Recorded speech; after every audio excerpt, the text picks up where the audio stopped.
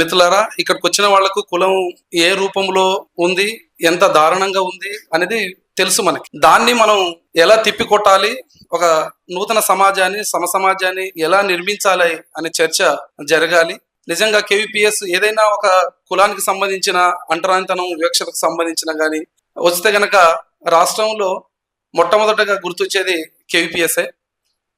ఎందుకనంటే ఇప్పుడే కాదు, నాకు తెలిసి కేవీపీఎస్ ఏర్పడ్డ రోజుల్లోనే 98 తర్వాత గ్రామాల్లో దాదాపుగా వారం 10 రోజులు తిరిగి కులము ఏ రూపాల్లో ఉంది, వివక్షత ఏ రూపాల్లో ఉందని గ్రామ సర్వేలు నిర్వహించిన చరిత్ర కేవీపీఎస్ కు ఉన్నది. కాబట్టి ఈరోజు నిజంగా అసలు ఆ కులం పేరు మీద సమీకరణలు జరుగుతున్నాయి అని తెలియకుండానే ఆ సమీకరణలు జరిగిపోతా ఉన్నాయి. ఇప్పుడు ఒక హిందూ సమ్మేళనం కావచ్చు, ఈ మధ్యన చూస్తా ఉన్నాం. ఒక మార్నింగ్ ఒక గ్రూప్ లో చూశాను, ఈ హిందూ సమ్మేళనం సంబంధించి ఒక గ్రూప్ లో చూస్తే ఆ గ్రూప్ లో ఆ సమ్మేళనంలో నాగర్ కర్నూలు జిల్లాలో కుమ్మెరలో జరిగిన టెంపుల్లో జరిగిన దాడిని ఖండిస్తూ ఈ సమావేశంలో ఏమైనా తీర్మానం చేయగలరా అని చెప్పేసి ఒక మెసేజ్ పెట్టాను. అది చట్టం చూసుకుంటుంది, చట్టం తన పని తాను చేసుకోపోతుంది అనేది మెసేజ్ వచ్చింది.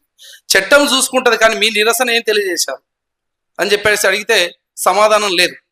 అందుకని ఈరోజు కుల నిర్మూలన జరగాలి అంటే అసలు నిజంగా అగ్రవర్ణాలు కావచ్చు, మనువాదం కావచ్చు, లేకపోతే పురాణాలు కావచ్చు, అవన్నీ కూడా కులాన్ని ఎలా ముందుకు తీసుకుపోవాలని చెప్పేసి ఒక కుట్రలు జరుగుతాయి, ముందుకు తీసుకుపోతున్నాయి. నేను అబ్జర్వ్ చేసింది ఏంటంటే మనందరి గమనంలో ఉన్నది కూడా ఏంటంటే ఈ కుల సమీకరణతోటి కులము ఉండాలి అని చెప్పేసి ఒక అస్తిత్వవాద ఉద్యమాలు కూడా కులాన్ని ముందుకు తీసుకెళ్తా ఉన్నాయి. అది ఇంకా చాలా ప్రమాదకరం. అంటే నీకు ఒకవేళ ఏదైనా అన్యాయం జరిగితే దాన్ని గళమెత్తడంలో తప్పు లేదు, కానీ దాన్నే పెంచి పోషిస్తూ ఈ మా అస్తిత్వం ఉండాలి.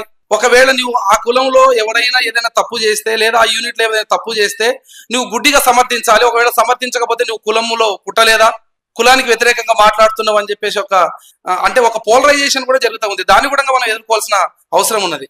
అందుకని ఈ కులానికి సంబంధించిన అధ్యయనాలు చాలా ఉన్నాయి, పుస్తకాలు కానీ సాహిత్యం కానీ ఉన్నది.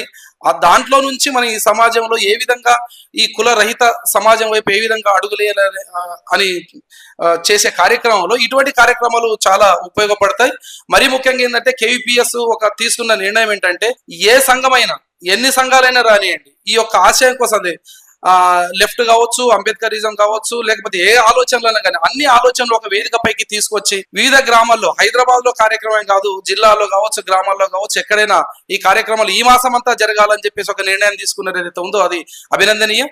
దానికి టీఎస్యూటీఎఫ్ గా మీరు అంటే మా సంఘంగా తోడ్పాటు అందిస్తూనే మీరు అన్నారు ఎక్కడైనా సమావేశాలు కానీ ఎక్కడైనా వెళ్లాల్సి వస్తే కనుక అంటే కనుక ఖచ్చితంగా యూటీఎఫ్ నుంచి కూడా మా పార్టిసిపేషన్ ఉంటుంది, అక్కడ భాగస్వామ్యం ఉంటుంది, వక్తలు కూడా రావడానికి మేము సిద్ధంగా ఉన్నాం. దాంతో పాటుగా ఆర్థిక సహకారం కావచ్చు, ఇంకా ఏమైనా సహకారం కూడా చేయడానికి టీఎస్యూటీఎఫ్ గా మేము ఉంటామని చెప్పేసి తెలియజేస్తూ మరోసారి కేవీపీఎస్ సంఘానికి అభినందనలు. Thank you.